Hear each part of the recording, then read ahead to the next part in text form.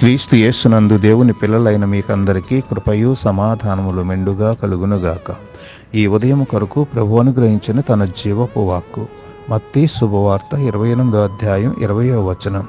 నేను మీకు ఏ ఏ సంగతులను ఆజ్ఞాపించితినో వాటినన్నిటినీ గైకొనవలనని వారికి బోధించుడి.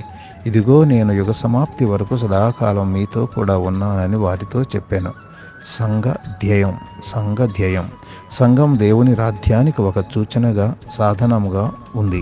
సిలువ వేయబడి తిరిగి లేచిన యేసురాజు సువార్తను కలిసికట్టుగా విశ్వాసంతో ప్రకటించే ప్రజగా ఉంది. పరిశుద్ధాత్మ శక్తితో లోకములోనికి వెళ్ళి ఈ సువార్తను ప్రకటిస్తూ పశ్చాత్తాప విశ్వాసాలతో స్పందించమని ప్రజలకు పిలుపునిస్తూ దేవుని మహిమార్థమై, లోక క్షేమార్థమై, క్రీస్తు ప్రభుత్వానికి లోబడి జీవించటం చేత సువార్తలోని సత్యాన్ని, మహత్యాన్ని ప్రదర్శిస్తూ శిష్యులను చేయడమే సంఘ ధ్యేయం. దేవుడు